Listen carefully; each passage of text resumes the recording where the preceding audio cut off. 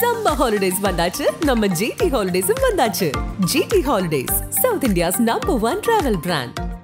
மார்க்கெட்லயே கம்மி சேதாரத்துல இன்னும் 1% தள்ளுபடி கொடுப்போம். ஓகே, வைரநக கேரட்டுக்கு 5000 தள்ளுபடி கொடுப்போம். தள்ளுபடி திருவிழா. ஒரு பக்கம் மகளிர் தினத்தை நம்ம கொண்டாடுற போது இன்னொரு பக்கம் அவங்க சந்திக்கக்கூடிய பிரச்சனைகளை நம்ம பேச வேண்டிய தேவை இருக்கு. ஒரு பக்கம் சம உரிமைன்னு சொல்றாங்க, இன்னொரு பக்கம் இன்னுமே பெண்கள் அடிமையா இருக்காங்கன்னு சொல்றாங்க. இன்னுமே இல்ல, இன்னி வரைக்கும் அப்படிதான் இருக்காங்க. இன்னுமே அப்படி இல்ல, அந்த மேல எங்களுக்கு வேண்டாம்.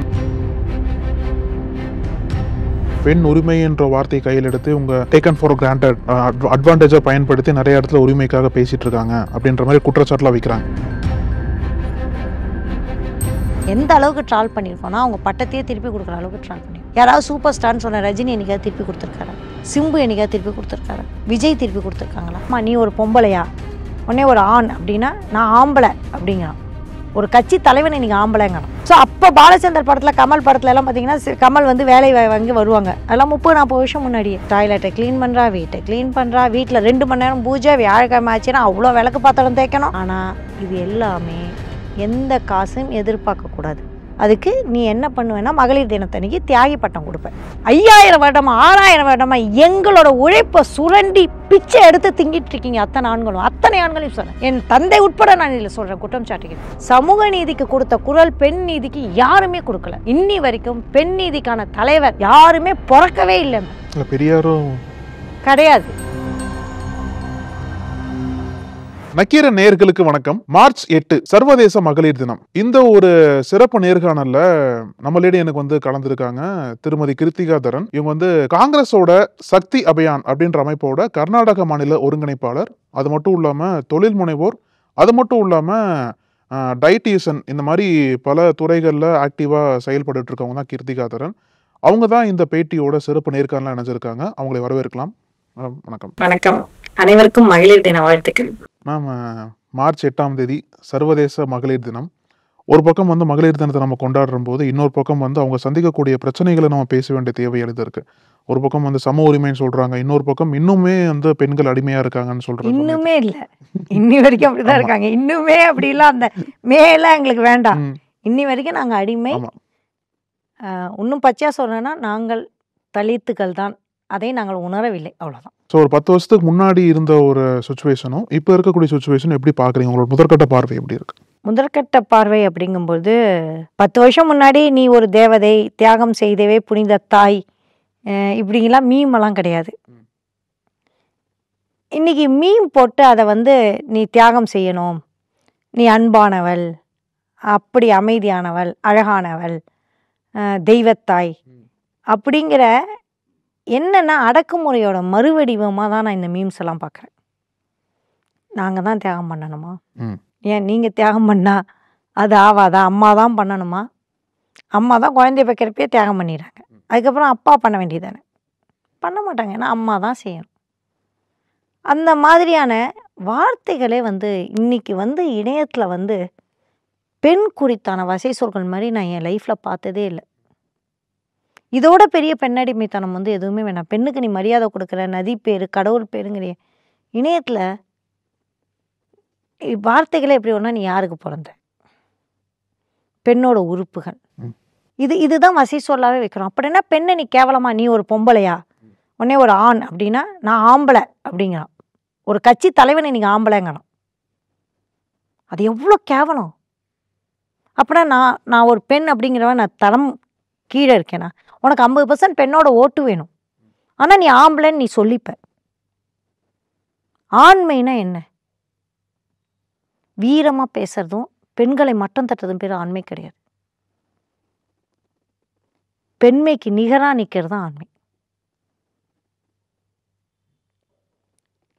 இகழ்தலும் இளமே, உயர்த்தல் இளமே, இகழ்தல் அதனினும் இளமே அப்படின்னா அவ்வளோ கேடு கெட்டவங்களாக தான் இன்றைக்கி நிறைய ஆண் சமூகத்தை நான் பார்க்குறேன். ஏன் அப்படின்னா எங்கள் தலைமுறை செய்த தவறு, எங்கள் தலைமுறை செய்த பெரிய தவறு என்ன அப்படின்னா சரியான அளவில் அரசியல் அமைப்பை நாங்கள் சொல்லித்தரல, பெண் சமத்துவத்தை சொல்லித்தரல, பாலியல் ரீதியாக பாலியல் சமத்துவத்தை நாங்கள் சொல்லித்தரல. ஏன்னா இந்த ஜென்ரேஷன் மாறுது. ஜெண்டர் அப்படிங்கிறது வேறு, செக்ஸுங்கிறது வேறு. செக்ஸுங்கிறது உடல் உறுப்பை குறிக்கிறது, செக்ஸ்னால் வேறு அர்த்தத்தில் நான் சொல்லலை, பாலியல் உறவுங்கிறது வேறு, அதை நான் சொல்லலை. செக்ஸ் அப்படின்னா மேல் ஃபீமேல் 3ஆம் பாலினம், 72 பாலினங்கள் ஜெண்டர் வைஸில் இருக்குது, சாரி செக்ஸ் வைஸில் இருக்குது. நிறைய பாலினங்கள் இருக்குது. சயின்ஸ் வந்து ட்ரம்பு 2ன்னு சொன்னால் கூட சயின்ஸு சொல்லாது. சயின்ஸில் XY குரோமோசோம் அவ்வளோ மிக்ஸ் இருக்குது. ஆனால் ஜெண்டருங்கிறது என்ன தெரியுமா?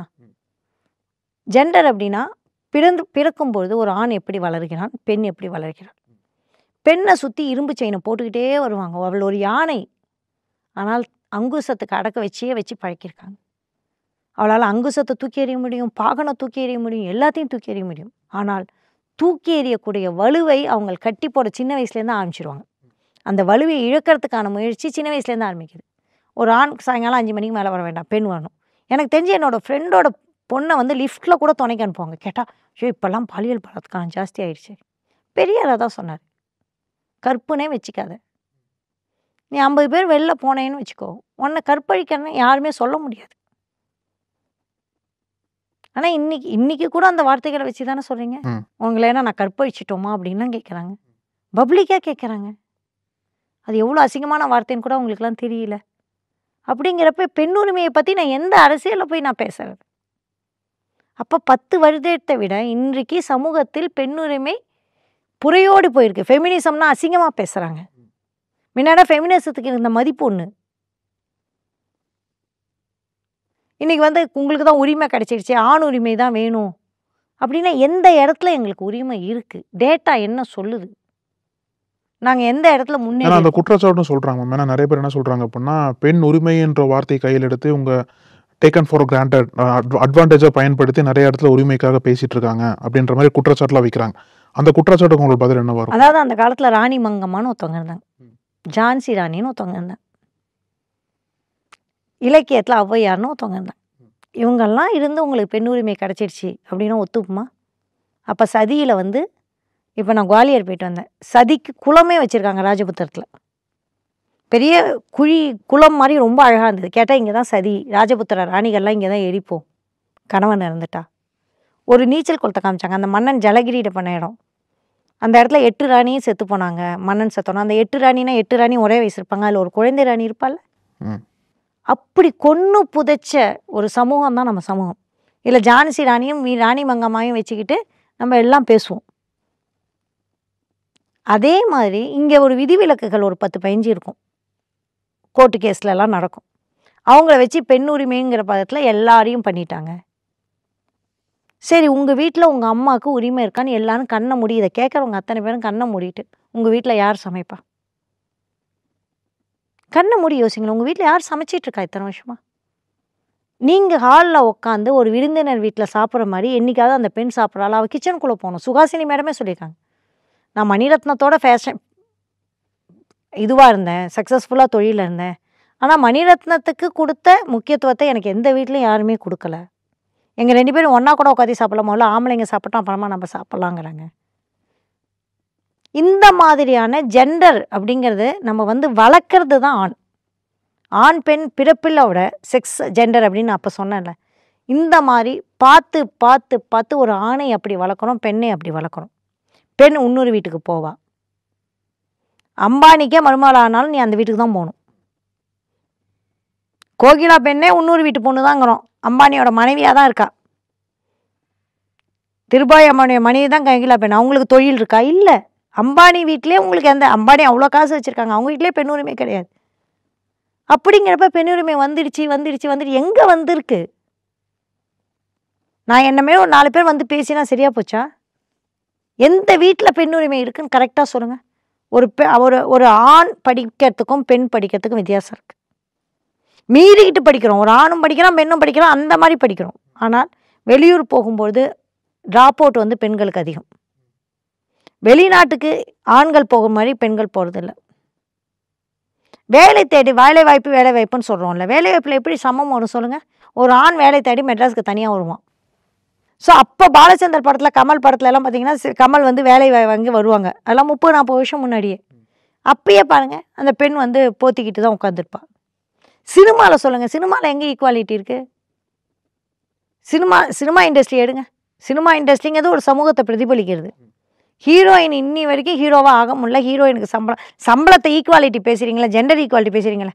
எந்த ஹீரோயினாவது ஹீரோக்கு ஈக்குவலாக சம்பளம் வாங்குறாங்களா எந்த இண்டஸ்ட்ரியிலையாவது? இது உலகம் ஃபுல்லாக இருக்கிற சிக்கல். மகளிர் சர்வதேச மகளிர் தினம்னா சர்வதேசத்தில் மகளிர் வந்து இன்றைக்கி பிரச்சனை.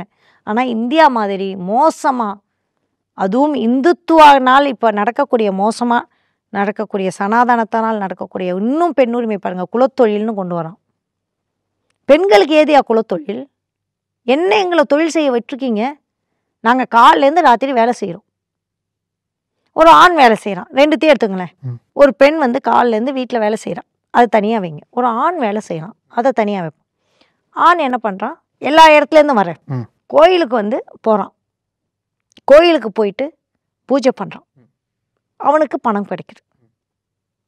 இன்னொரு ஆண் வந்து என்ன பண்ணுறாங்க அப்படின்னா டாய்லெட் கழுவ போகிறாங்க, அவனுக்கு பணம் கிடைக்குது. இன்னொரு ஆண் சமையல் செய்ய போகிறான், அவனுக்கு பணம் கிடைக்குது.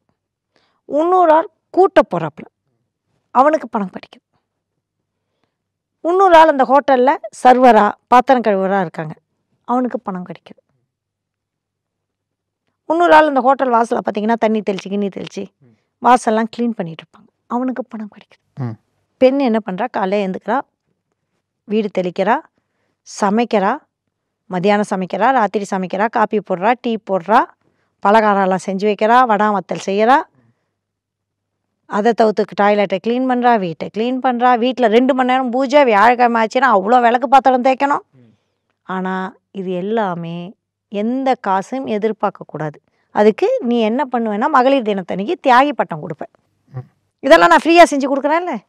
இதெல்லாம் நீங்கள் ஒரு ஆள் வச்சு, அதை தவிர்த்து மாமியார் உடம்பு சரியில்லைன்னா நர்சிங் வேலை பார்க்கணும், மாமனார் உடம்பு சரியில்லைன்னா நர்சிங் வேலை பார்க்கணும். இன்றைக்கி ஒரு நர்ஸ் வந்து காலையிலேருந்து ராத்திரி வரைக்கும் இருக்கிறதுக்கு 1000 ரூபா, 2 வேலைன்னா 2000 ரூபா, மாதம் 60,000 ரூபா. இந்த நர்சிங் வேலையை இந்த பொம்பளை தான் ஃப்ரீயாக செய்யணும். அவங்க கேட்டால் நான் போய் உழைத்து கொண்டு சம்பாதிக்கிறேம்பாங்க. நீ வீட்டில் சும்மா தானே இருக்க, நீ அம்மாவை பார்த்துக்க. வீட்டில் இருக்க பெரியவங்களாம் இவ தலையிலே கட்டி விடுறது. இவளுக்கு 5 பைசா கிடையாது, சொத்து கிடையாது, எதுவுமே கிடையாது. நாளைக்கு புருஷன் குடிக்காரனானாலோ விட்டுட்டு போனாலோ இவன் நடுத்தரில் குழந்தைங்களையும் வச்சுட்டு நிற்கணும். குழந்தைய இவ தான் வளர்க்கணும். குழந்தை வளர்க்குறதுனால ஆண் காசு இருந்தால் தான் குழந்தை வளர்ப்பான். குழந்தைக்கு படிப்பு சொல்லித்தர சொல்லுங்க, டீச்சிங் இருந்தாலும் ஆண் சம்பாதிக்கணும். பெண்ணுக்கு அதுவும் கிடையாது. எவ்வளோ வேலை செய்கிறா ஒரு பொண்ணு. எதுக்கு காசு கொடுக்குறீங்க இந்த சமூகத்தில்? எதுக்காவது இன்னைக்கு வரைக்கும் உங்கள் அம்மாவுக்கு இவ்வளோ வேலை செய்கிறேன், இவ்வளோ காசு கொடுக்குறேன் அப்படின்னு சொல்லியிருக்கீங்களா?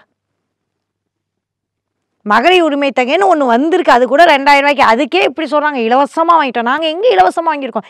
இத்தனை வருஷம் 5000 வருடமா 6000 வருடமா எங்களோட உழைப்பை சுரண்டி பிச்சை எடுத்து திங்கிட்டு இருக்கீங்க அத்தனை ஆண்களையும் சொல்கிறேன். என் தந்தை உட்பட நான் இதில் சொல்கிறேன், குற்றம் சாட்டுகிறேன். எல்லா ஆண் தலைவரையிலும் குற்றம் சாட்டுகிறேன். யாராவது குரல் கொடுத்துருக்கீங்களா எங்களுக்காக? பெண்ணை இலவசமாக சுரண்டுறோம், அவளுக்கான உரிமையை கொடுக்கணும்னு யாராவது சொல்லியிருக்கீங்களா? எந்த ஆண் தலைவர் குரல் கொடுக்குறாங்க சொல்லுங்க. அப்படின்னா சமூக நீதிக்கு கொடுத்த குரல் பெண் நீதிக்கு யாருமே கொடுக்கல. யாருமே கொடுக்கல. இன்னி வரைக்கும் பெண் நீதிக்கான தலைவர் யாருமே பிறக்கவே இல்லை. பெரியாரும் கிடையாது. அதெல்லாம் திருப்பி நான் சொல்கிறேன், விதிவிலக்குகளாக சமூக நீதிக்கான மேலே வந்து ஒரு பாட் ஒரு 5% 10% பெண் நீதியை பேசியிருக்காரு. பெரியார் மாதிரி கூட யாரும் பேசினதில்லை. அதுதான் இங்கே கொடுமை. கற்பு வேண்டான்னாரு, கிராமங்களை விட்டு பெண்கள் வெளில வந்தால் தான் நல்லதும்பாங்க. நான் எப்போவுமே சொல்லுவேன், நீ ஊரை விட்டு போ, நாட்டை விட்டு போ, அப்போ தான் உனக்கு விடுதலை அப்படிம்பேன். எனக்கு வந்து பெண்கள் மைக்ரேஷன் ஆகணுங்கிறதெல்லாம் நான் நிறைய பேசுவேன். எனக்கு என்ன வெளிநாட்டு கல்வியெல்லாம் பெண்களுக்கு நான் இலவசமாக ஆலோசனை கொடுப்பேன். நீ முதல்ல இந்த ஊரை விட்டு போ, அப்போ தான் உனக்கு நீதி கிடைக்கும். இந்த ஊரில் உனக்கு கிடையாது, சமூக உரிமை கிடையவே கிடையாது. உன்னை நீ கல்யாணம் வரைக்கும் வச்சுன்னா உனக்கு கன்னியாதானம் பண்ணி இன்னொரு வீட்டுக்கு அனுப்பிச்சிடுவான். அம்மா வீட்டுக்கு கேட்டால் நீ அம்மா வீட்டுக்கு வந்தால் நீ இது ஏன் அம்மா வீடு அப்படிம்பாங்க. அது போனால் புருஷன் வீடுமா. உனக்கு வீடே கிடையாதே, வீடு கிடையாது, காசு கிடையாது, உன்னோட உழைப்பும் வேணும் அவங்களுக்கு. பாலியல் தொழிலாளி கூட சம்பாதிப்பா, குடும்பத்தில் இருக்க சம்பாதிக்க மாட்டா. அதையும் அவள் இலவசமாக தான் செஞ்சான். இப்போ சினிமா துறையில் பேசணும் அப்படின்னா, நம்ம தமிழ் சினிமாவில் வந்து நயன்தாரா வந்து ஒரு பீக்கில் இருக்காங்க. அவங்கள வந்து தொடர்ந்து இந்த பெண் ஆக்ட்ரஸில் வந்து நயன்தாரா வந்து ஒரு சக்ஸஸ்ஃபுல் ஆக்ட்ரஸாக இருக்காங்க. அவங்கள வந்து லேடி சூப்பர் ஸ்டார்னு தான் கூப்பிட்றாங்க எல்லாமே. நாங்கள் வந்து அவங்களுக்கு மதித்து ஒரு லேடி சூப்பர் ஸ்டார் பட்டம்லாம் கொடுக்குறோம். ஆனால் அவங்க தான் வந்து இந்த பட்டம் மாதிரி வேண்டாம் எனக்கு சொல்லிட்டு அவங்க தான் போகிறாங்க. எதை எப்படி பார்க்குறீங்க? அதாவது அமெரிக்கா பற்றி சொன்னேன், கமலா ஹாரிஸை வந்து ஏற்றுக்கவே மாட்டீங்கன்னு நான் சொல்லிட்டு வந்தேன்னு சொன்னேன். அதே தான் இங்கே தமிழ் சமூகத்துக்கும் பெரும் மனச்சிக்கல் இருக்குது. அவங்களுக்கு ஒரு ஆணை வந்து நீங்கள் சூப்பர் ஸ்டாராக ஏற்றுப்பீங்க, ஒரு பெண்ணை ஏற்றுக்கவே மாட்டீங்க. அவங்க வந்து அவங்கள என்ன மாதிரி அந்த பட்டத்துக்கு ட்ரால் பண்ணியிருக்காங்க தெரியுமா சோஷியல் மீடியாவில்? ஏன் ட்ரால் பண்ணுறீங்க? ஒரு பெண் சக்ஸஸ்ஃபுல்லாக வந்தால், பெண் தொழில் தொடங்கினா, பெண் வந்து அடுத்த லெவலுக்கு வந்தால் ஆனால் அதை தாங்கிக்க முடியும். பெண் தலைமை பற்றி ஒரு லேடி பாஸ் அப்படின்னா, இவ பொம்பளை, அவளுக்கு கீழே நான் பேசணுமா, அவளுக்கு கீழே நான் இருக்கணுமா? அவங்க ஒரு தேர்ந்தெடுத்து காதல் செஞ்சு ஒரு கல்யாணம் பண்ணிக்கிறாங்க. அந்த கணவரை நீங்கள் எப்படிலாம் பேசுகிறீங்க? ஒரு சம உரிமையாக 2 பேரும் நடந்துக்கிறாங்க, கொடுத்தாங்கன்னு நான் சொல்ல மாட்டேன். 2 பேரும் சம உரிமையாக அந்த இடத்த ஸ்பேஸ் வச்சுருக்காங்க. அதுக்கு உடனே என்ன சாப்பிட்றீங்க? நயன்தாராவே வருத்தப்படுறாங்க. என்னை கல்யாணம் பண்ணுறதுக்காக அவங்க வந்து தன்னை வந்து குறைத்து மதிப்பிடுறாங்க. அவரோட திறமை குறைஞ்ச மாதிரி நான் ஃபீல் பண்ணுறேன், இல்லாட்டி அவர் எங்கேயோ போயிருக்க வேண்டியது, அவர் என்னை விட திறமை மிக்கவர் அப்படிங்கிறாரு. அப்படி சொல்லும் பொழுது அவங்கள நம்ம எப்படிலாம் ட்ரால் பண்ணுறோம்? எந்த அளவுக்கு ட்ரால் பண்ணியிருக்கோன்னா, அவங்க பட்டத்தையே திருப்பி கொடுக்குற அளவுக்கு ட்ரால் பண்ணியிருக்கோம். யாராவது சூப்பர் ஸ்டார்னு சொன்ன ரஜினி என்னைக்காவது திருப்பி கொடுத்துருக்காரா? சிம்பு என்னைக்காவது திருப்பி கொடுத்துருக்காரா? விஜய் திருப்பி கொடுத்துருக்காங்களா? இல்லை எந்த முதல்வர்களாவது திருப்பி கொடுத்துருக்காங்களா? யாருமே திருப்பி கொடுத்ததில்ல. ஆனால் பொம்பளைங்களை என்றைக்குமே நீங்கள் இப்படி தான் நடத்துவீங்க, நடத்த போகிறீங்க. என்றைக்கு திருந்த போகிறீங்க? ஒரு லேடி சூப்பர் ஸ்டார்னா நம்ம மனசார நீங்களும் ஒத்துங்கண்ணே. சூப்பர் ஸ்டார் வராங்கன்னு ரஜினிகாந்த் தான் இப்படி நடந்து நீங்கள் மலர் தூவணுமா? கமலஹாசனுக்கு தான் நீங்கள் வாழ்த்துறை கூறணுமா? விஜய்க்கு தான் வந்து தலைவர் ஆக்கணுமா? ஒரு பெண் ஆகக்கூடாதா? ஏன் ஆகக்கூடாது? திரிஷாவை கூட நீங்கள் மதிக்க மாட்டீங்க, தனியாக காசிப் பேச தான் திரிஷா வச்சுருக்கீங்க. அவங்களோட திறமையை பேசுகிறோமா நம்ம? எந்த பெண்ணோட திறமை இந்த உலகத்தில் பேசப்படுது?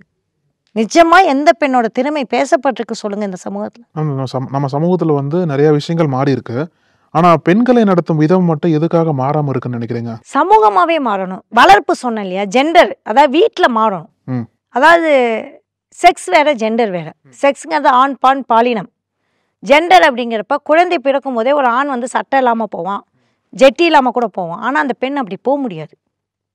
பெண்ணுக்கு உடனே பத்திரமா போற்றி வைக்கணும், வீட்டில் இருக்கணும். நீ வந்து ஒரு கல்யாணம் பண்ணிட்டு போக போகிற பொண்ணு, இவன் வந்து நீ சம்பாதிச்சு போட போகிற ஆண், நீ தான் இந்த குடும்பத்தை பார்த்துக்கணும், உனக்கு பொறுப்பு இருக்குது, கொல்லி வைக்கணும். அப்பா அம்மாவுக்கு யார் கொல்லி? ஏன் புள்ள பத்துக்கிறேன்? கொல்லி வைக்க புள்ள பத்துக்கிறேன். அவன் தான் என்னை காப்பாற்றுவான், பொண்ணு காப்பாற்ற மாட்டான். கருவிலியை அழிச்ச சமூகம் தானுங்க இது. சதி. நாங்கள் எல்லாம் இதெல்லாம் தப்பிச்சு நாங்கள் உயிரோடு இருக்கிறதே பெரிய விஷயம். கருத்தம்மா படம் எப்போ வந்தது? இப்போ வந்த படங்கள் தான் அதெல்லாம். இன்னி வரைக்கும் ஸ்கேன் போய் இன்னி வரைக்கும் ஸ்கேனில் இவ்வளோ தடை உத்தரவையும் தாண்டி அபார்ஷன் பண்ணாமல் இருக்காங்கன்னு சொல்லுங்கள். நேற்றுக்கு ஓசூரில் கூட குழந்தை திருமணம் நடந்திருக்கு. ஓசூரில் தெரிஞ்சிருக்கு, தெரியாமல் எத்தனையோ கதைகள் தமிழ்நாட்டிலே இருக்குது. தமிழ்நாடுங்கிறத முன்னேறின மாநிலத்தை இப்படி இருக்குன்னா, யூனிசெஃப் சொல்கிறாங்க இந்தியா தான் உலகத்திலே மோசமாக குழந்தை திருமணம் நடக்கிற இடம். 27% பெண்கள் குழந்தை திருமணத்தில் ஆடுபட்டிருக்காங்க. நீங்கள் எங்கே மகளிர் தினம் முன்னேறிட்டாங்க, அது இது மண்ணாங்கட்டின்னு பேசிகிட்டு இருக்காங்க. 27% 3ல் 1 பொண்ணு குழந்தை திருமணத்தில் ஆடுபட்டுருக்கா. இன்னும் தேவதாசி முறை வந்து இப்போ கூட ஒழிக்க முடியல. இன்றைக்கும் இன்ஷியல் இல்லாத குழந்தைகள் இருக்காங்க தேவதாசிக்கு. 45,000 குடும்பங்கள் கர்நாடகத்தில் மட்டும் இருக்குது. ஆந்திராவில் இன்னும் கணக்கு எடுக்கலை, ஒரிசாவில் இன்னும் கணக்கு எடுக்கலை.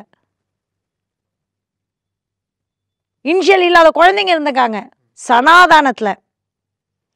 சனாதானம், ஆணாதிக்கம், ஜாதி, சமூக நீதி, இது 3த்திலையும் ஒடுக்கப்பட்ட ஒரு பெண் இருக்குன்னா தேவதாசி இனம். அந்த இனத்துலேயும் இன்னும் 45,000 பெண்களை நம்ம வச்சுருக்கோம் இங்கே இந்தியாவில். சமீபத்தில் நான் 200 பேர் சந்திச்சுட்டு வந்தேன். இதில் பொய் இல்லை, எதுவுமே பொய் இல்லை. கொடுமைப்படுத்தியிருக்கோம், ஆண்டாண்டு காலமாக பெண்களை கொடுமைப்படுத்தியிருக்கோம். இன்னும் விடிவு கிடையாது, இன்னுமே விடிவு எடுக்கலை. ஏன் அப்படின்னா, இன்றைக்கும் சமீபமாக தஞ்சாவூர் போனப்போ நான் சமையலறை இடிப்பு போராட்டம்னு பார்த்தேன். சமையலறை இடிக்க வேண்டாங்க, சமையல் ஆணுக்கு சொல்லி கொடுங்க. பிறந்ததுலேருந்து ஜெண்டராக வளர்க்காதீங்க குழந்தைய. நான் இப்போ ஒரு செஷன் பண்ணுறப்ப அதான் நான் பண்ணினேன். என் வீடு உன் வீடு சொல்லாது, இது நம்ம வீடு. உன் மனைவிக்கு உதவுறேன்னு எந்த ஆணையும் பற்றி பேசாத. உன் மனைவிக்கு உதவுறேன்னு என்ன, உன் வீட்டு வேலையை தானே நீ செய்கிற. உன் வீட்டு வேலையை சொல்கிறதுக்கு எதுக்கு மனைவிக்கு உதவுறேன், எங்கள் அம்மாவுக்கு உதவுறேன்னு நீ சொல்கிற. உன் வீடு நீ சமைக்கிற, உன் குடும்பம் நீ செய்கிற. குழந்தைங்களுக்கு பங்கு இருக்குது, ஆணுக்கு பங்கு இருக்குது, எல்லாருக்குமான வீடு தான் அது. அந்த வீட்டுக்கான வேலைக்கு மட்டும்தான் அந்த பெண்ணுக்கு உரிமை. அந்த வீட்டுக்கான உரிமை என்றைக்குமே பெண்ணு கிடையாது. இன்றைக்கி தொழில் முனைவோர்கள் ஏன் கம்மியாக இருக்காங்க பெண்களில்? அவளால் ஒரு வீடை விற்று தொழில் போட முடியாது. எந்த பெண்ணாவது வீடை விற்றுட்டு நான் தொழில் பண்ணேன்னு கேளுங்க, இருக்காது. ஆண் கேட்டால் எங்கள் அம்மா இதை அடகு வச்சேன், அப்பாவை இதை அடகு வச்சேன், எங்கள் அப்பா வீடை கொடுத்தாரு அதை அடகு வச்சேம்மாங்க. எந்த பெண்ணாவது கேளுங்க, நான் கஷ்டப்பட்டு 0 முதலீடுல உள்ளே வந்தேங்க அப்படிமா. நம்ம உங்களோட பார்வையில் வந்து பெண்கள் இன்னும் என்னென்ன துறைகளில் முன்னேறணும், எந்தெந்த இடங்களில் முன்னேறணும்னு நினைக்கிறீங்க? எந்தெந்த துறையில் முன்னேறி இருக்காங்கன்னு ஒரு எக்ஸாம்பிள் சொல்லுங்களேன். இப்போ தமிழகத்தில் ஒரு மாடல் நான் பார்த்தேன். இப்போ NEP வந்தப்போ நான் பார்த்தம்போது விழியனோட ஃபேஸ்புக் பேஜில் அந்த டேட்டா போட்டிருந்தாரு. தமிழ்நாட்டில் மட்டும்தான் டீச்சர்கள் பெண் கல்வி அதிகமானதுனால இங்கே மட்டும்தான் ஆணை விட அதிகமாக டீச்சர்கள் இருக்காங்க. இந்தியாவில் கிடையாது. இந்தியாவில் ஒன்றும் ஆண் பெண் டீச்சர்கள் சமம் இல்லை. ஸோ இப்போ தான் டீச்சர்களுக்கு நம்ம வந்திருக்கோம். ஒரு துறை ஆணை விட அதிகமாக டீச்சர்கள் இருக்காங்க அப்படிங்கிறது வந்து ஒரு நல்ல விஷயம். இந்த மாதிரி இப்போ அமெரிக்காலாம் வந்து அவங்களும் பிற்போக்கு தான். நான் இந்த தடவை வந்து US போயிருக்கப்போ சொன்னேன், நீங்களும் பிற்போக்கு தான், நீங்களும் அடிப்படைவாதிகள் தான், நீங்கள் வந்து மாடர்ன்னு வாயால் தான் சொல்லிக்கிறீங்க, ஆனால் நீங்கள் என்றைக்குமே பெண் ஜனாதிபதி தேர்ந்தெடுக்க மாட்டீங்கன்னு நான் சொல்லிட்டு தான் வந்தேன். அவங்க தேர்ந்தெடுக்க மாட்டாங்க. அவங்க வந்து ஒரு முட்டாளாக உருவகம் செய்யப்பட்டவர்கள் கூட தேர்ந்தெடுப்பாங்களே தவிர்த்து ஒரு பெண்ணை தேர்ந்தெடுக்க மாட்டாங்க. அவங்களுக்கு அவ்வளோதான் மதிப்பு பெண்கள் மேல். உலகம் ஃபுல்லாகவே அப்படி இருக்குது. ஆனால் அமெரிக்காவை பொறுத்த வரைக்கும், மேல்நாடுகளை பொறுத்த வரைக்கும் ஜெண்டர் கேப் நிறையாவே குறைஞ்சிருக்கு. ஏன்னா தொடர்ந்த போராட்டங்கள் 50% எனக்கு கொடுக்காட்டி உனக்கு ஓட்டு கிடையாதுங்க, உனக்கு 50% பெண்களும். நீ எனக்கு உதவி செய்யாட்டி நான் உனக்கு சமையல் கிடையாதுன்னு நாளைக்கு எல்லாரும் ரோடுக்கு வரணும். ஃபின்லாண்டில் அப்படி தான் பண்ணாங்க. 3 நாள் பெண்கள் அத்தனை பேர் ஸ்ட்ரைக் பண்ணாங்க. 3 நாள் எத்தனையோ நாள் தெரியல, எனக்கு சரியா அந்த டேட்டா தெரியல. அத்தனை பேர் ஸ்ட்ரைக் பண்ணாங்க.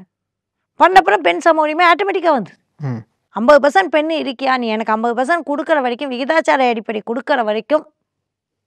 இதில் ஒரே ஒரு தலைவர் ராகுல் காந்தி மட்டும்தான் விகிதாச்சார அடிப்படையை பற்றி பேசினது. அது பெண் விகிதாச்சார அடிப்படை. எல்லாரும் சமூக நீதிக்கான விகிதாச்சாரம் தான் பேசுகிறாங்க. பெண்ணுக்கு யாருமே பேசலைங்க, யாருமே பேசலை. அதுதான் பெரிய குடும்பம். நம்ம இந்த வீடியோ மூலிமா நீங்கள் பெண்களுக்கு சொல்லக்கூடிய அறிவுரை என்ன? 2வது, உங்களுக்கு பிடித்த பெண் தலைவர் யாரை சொல்லுவீங்க? இந்திரா காந்தி தான் சொல்ல முடியுது, வேறு யாரையும் போய்க்க சொல்ல முடியல. நானும் யோசிச்சு பார்க்குறேன், சமீபமாக யாராவது இருக்காங்களா அப்படின்னா எதுவும் சொல்ல முடியல. என்னதான் வாரிசு அப்படின்னா கூட இந்திரா காந்தி வந்து டேரிங், எமர்ஜென்சி கொண்டு வந்தாங்கன்னு அவங்க மேலே பிரச்சனை இருந்தாலும் அந்த எமர்ஜென்சி காலத்தில் அவங்க நிர்வாகம் சூப்பராக இருந்தது. ஜமீன்தார் முறையை ஒழிச்சவங்க இந்திரா காந்தி. இன்றைக்கி இருக்கிற நிறையா பேரோட வீடு வந்து இந்திரா நிவாஸ் யோஜனா அப்படிங்கிற அந்த மாதிரியான வீடு கட்டி கொடுத்துருக்காங்க. நிலங்கள் வாங்கி ஏழைகளுக்கு கொடுத்துருக்காங்க. அவங்க இல்லாட்டி இவ்வளோ டேரிங்காக வந்து பங்களாதேஷ்க்கே வாங்கி தனியாக நீ இந்த மொழிவாரியாக ஒரு தேசத்தையே உருவாக்கலான்னு இந்திரா காந்தி மாடல். இன்றைக்கி மொழிக்கு போராடுறோம்ல, இந்திரா காந்தி தான் தேசத்துக்கே நீங்கள் வந்து ஹிந்தியும் உருதும் தான் பேசணும், பங்களா பேசக்கூடாது அப்படிங்கிறப்ப பாகிஸ்தான் நீ போய்க்க பங்களாதேஷ்னு தனியாக அப்படின்னு ஒரு தேசத்தையே உருவாக்கினவங்க இந்திரா காந்தி. அதனால் அந்த மாடல் எனக்கு ஓகே. பட் இருப்பினும் அவங்க பெண்களுக்காக போராடலைங்கிறதுல ஒரு வருத்தம் உண்டு. அவங்க அந்த சமயத்தில் நினச்சிருந்தாங்க 50% பார்லிமெண்ட் கொடுத்துருக்கலாம். அந்த சமயத்தில் நினச்சிருந்தா எல்லாமே பண்ணிக்கலாம். அப்போ பெண்களுக்கு சொத்துரிமை கொடுத்தது கலைஞர் மட்டும்தான். அப்போ எனக்கு பிடித்தவங்க இந்திரா காந்தி. அப்புறம் உலக அளவில் வந்து ஓப்ரா வின்ஃப்ரே எனக்கு ரொம்ப பிடிக்கும். அவங்கள ரொம்ப பிடிக்கும். பட் அவங்க பெண்ணுக்கான குரல் கொடுக்குறாங்களான்னு கிடையாது. அந்த மீடியா ஃபீல்டில் வந்து ஒரு தனித்தலைவியாக இருக்காங்க. அது வந்து தனியாக முன்னேறணும். நீங்கள் எந்த ஒரு பின்புலமும் இல்லாமல் தனியாக வரீங்கன்னா அந்த பெண்களுக்கு மிகுந்த மதிப்பு நான் கொடுப்பேன். ஸோ நீங்கள் பல துறைகளை செயல்பட்டு இருக்கீங்க. உங்களோட அறிவுரை சுருக்கமாக சொல்லணும்னா பெண்களுக்கு என்ன சொல்லுவோம்? பெண்களுக்கு அறிவுரையே சொல்லக்கூடாதுன்னு நான். ஏன்னா இந்த அறிவுரைங்கிற பேரில் தான் பெண்களை வந்து இது பண்ணுறான். ஒரு ஆணுக்கு யாருமே அறிவுரை கேட்கறது இல்லையே. பெண் மட்டும் என்ன அறிவுரையை கேட்டுக்கணுமா? யாரோட அறிவுரையும் கேட்காதீங்க. பெரியார் சொன்னது தான், நான் சொன்னா இருந்தாலும் சிந்திச்சு செயல்படுங்க. யாரோட அறிவுரையும் கேட்காதீங்க. முக்கியமாக ஆண்களோட அறிவுரையை கேட்கவே கேட்காதீங்க. அவங்க ஆண் பார்வையிலேருந்து தான் சொல்லுவாங்க. பெண் பார்வையிலேருந்து எவனும் யாரும் சினிமா எடுக்க மாட்டாங்க, யாரும் அரசியல் செய்ய மாட்டாங்க, யாரும் எதுவும் செய்ய மாட்டாங்க. ஆண்டாண்டு காலமாக ஆணுக்கு என்ன திணிக்கப்பட்டிருக்கோ அதுதான் உனக்கு அறிவுரையாக வரும். தயவு செய்து எந்த ஆண்களின் அறிவுரையும் கேட்டு விட வேண்டாம். ஆண்களிடம் வந்து அட்வைஸ் செய்ய வேண்டாம். ஆண்களை பார்த்து ஆண்கள் எப்படி நடந்து கொள்கிறார்கள் என்று கற்றுக்கொள்வது மட்டும்தான் சரி. ஒரு ஆண் தலைவர் எப்படி உருவாகணும் அந்தமாரி நம்ம உருவாகணும். ஆண் CEO எப்படி உருவாகணும் அந்தமாரி மாடல் பண்ணுங்கள். ஆணை மாடல் பண்ணுங்கள். ஆண்கிட்ட போய் நிற்காதீங்க. எதுக்காகவும் ஆண்கிட்ட போய் நிற்காதீங்க. சுயமாக வாங்க. அந்த மாதிரி வீட்டில் இருக்க பெண்களுக்கு நீங்கள் சம்பாதிக்கிறீங்க, எந்த விதத்துலையும் தாழ்வு உணர்ச்சி கொள்ளாதீங்க. உங்களை பாண்டட் லேபரா வச்சு ஒரு இனம் சுரண்டிக்கிட்டு இருக்கு. அதை மட்டும் உணருங்க. வரலாற்றிலே எந்த பெண்ணுக்கு திறமையே பேசப்படல. விதிவிலக்கில் விட்டுருங்க. திறமையே இல்லையா அப்பனா எங்களுக்கு? திறமையாக நாங்கள் எவ்வளோ கஷ்டப்பட்டு மேலே வந்தாலும் அந்த சூப்பர் ஸ்டார் பட்டத்தையும் பிடுங்கிக்கிட்டு தான் மறுவேலை பார்ப்பீங்க. கேட்டால் நீங்களே திருப்பி கொடுத்துட்டீங்க. இப்போ எனக்கு நீங்கள் சூப்பர் ஸ்டார் பட்டம் கொடுத்தா நான் எங்கே திருப்பி கொடுக்க போகிறேன்? நான் அதுக்கு தகுதியானவன். I deserve. We deserve. We deserve to get lady superstar. We deserve to get lady Thalapathy. We deserve to get all titles. The society, what you are doing. The real culprit is society, not us. Okay ma'am. உங்களோட நேரத்துக்கும் கருத்துக்கு ரொம்ப நன்றி ma'am. ரொம்ப நன்றி. நக்கீரன் டிவிக்கு subscribe செய்யுங்கள். உங்கள் ஆதரவே எங்கள் பலம். ஆசிரியர்களுக்கு நண்பனாகவும் மாணவர்களுக்கு ஆசானாகவும் திகழும் தேர்வு வழிகாட்டி. ஒவ்வொரு பாடத்திற்கும் அனுபவமிக்க ஆசிரியர்களின் துல்லியமான தெளிவான விடைகள். CNC இருக்கு, தேர்வு பயம் எதற்கு? இது தீரன் பப்ளிஷிங் ஹவுஸ் விற்பனை வெளியீடு.